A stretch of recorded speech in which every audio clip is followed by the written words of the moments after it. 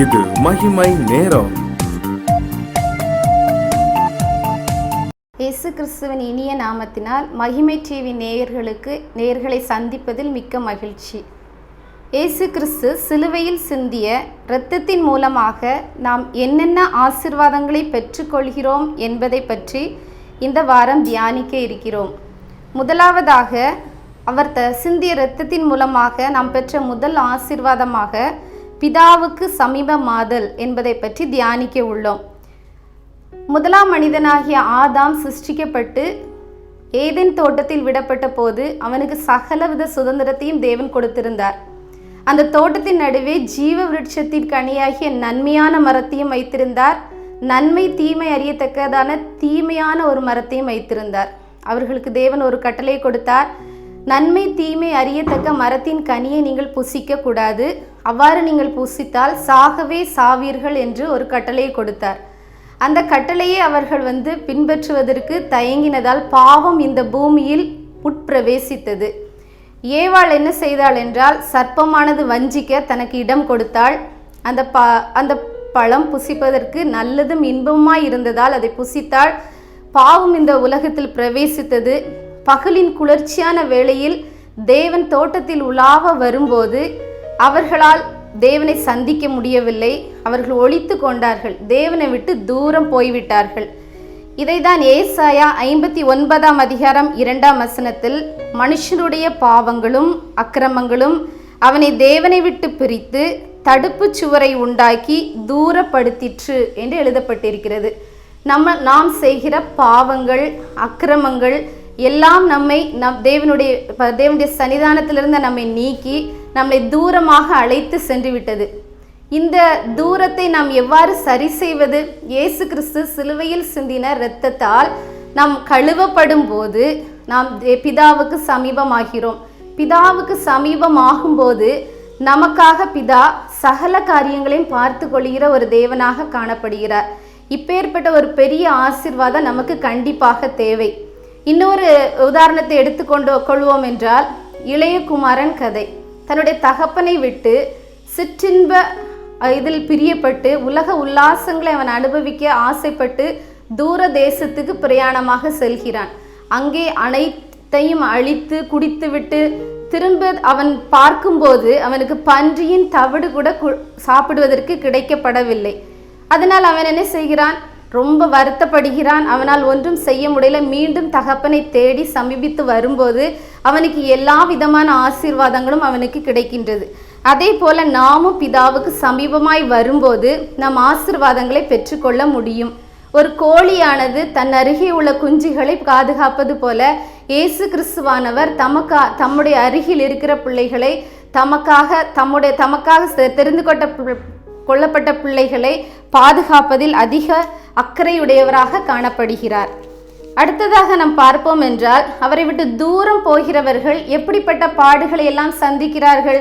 சங்கீதம் 73:27 இதோ உம்மை விட்டு தூரமாய் போகிறவர்கள் நாசம் அடைவார்கள், உம்மை விட்டு சோரம் போகிற அனைவரையும் சங்கரிப்பீர் என்று எழுதப்பட்டுள்ளது.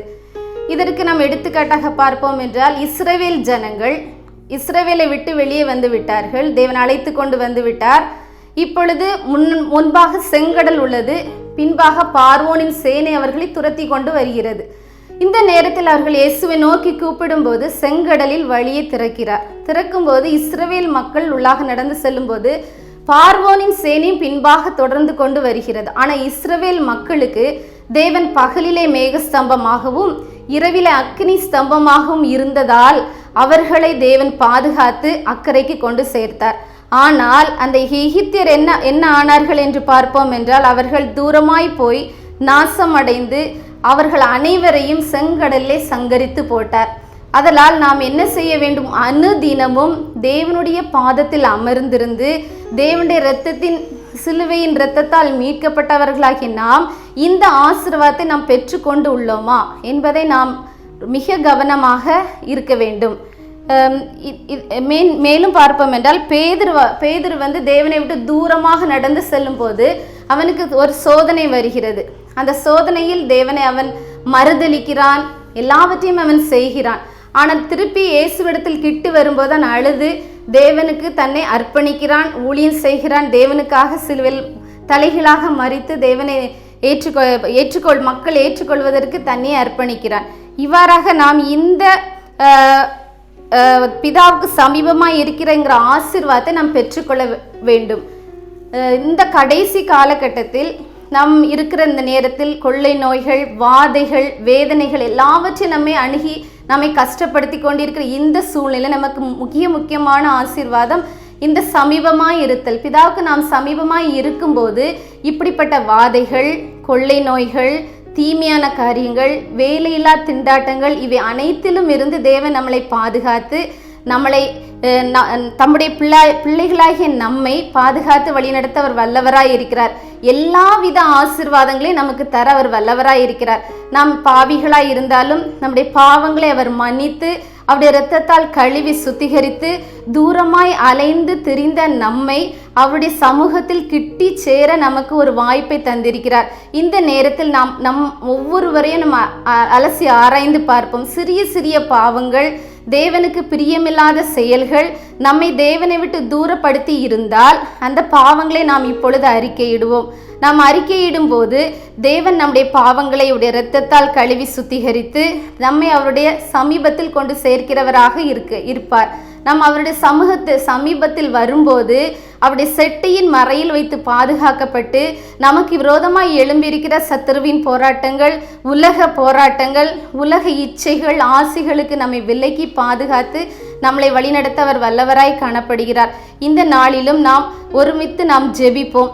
அன்புள்ள ஏசப்பா, இந்த அருமையான வேலைக்காக உமக்கு நாங்கள் நன்றி செலுத்துகிறோம். இந்த நாளிலும் தகப்பனே அப்பா, உம்மை நோக்கி கூப்பிடுகிற ஒவ்வொரு பிள்ளைகளையும் நீங்கள் ஆசீர்வதிக்கும்படிக்காக ஜெபிக்கிறோம். பிதாவின் சமீபத்தில் நாங்கள் கிட்டி சேரத்தக்கதாக உம்முடைய சமூகத்தில் வந்து அமர்ந்திருந்து என்னுடைய பாவங்களை மன்னியும், நான் உம்முடைய சமூகத்தில் வந்து சமீபத்தில் இருக்கக்கூடிய பிள்ளையாக என்னை மாற்றியர்கள் என்று கதறுகிற ஒவ்வொரு பிள்ளைகளையும் நீர் சந்திக்கும்படிக்காக ஜெபிக்கிறோம்.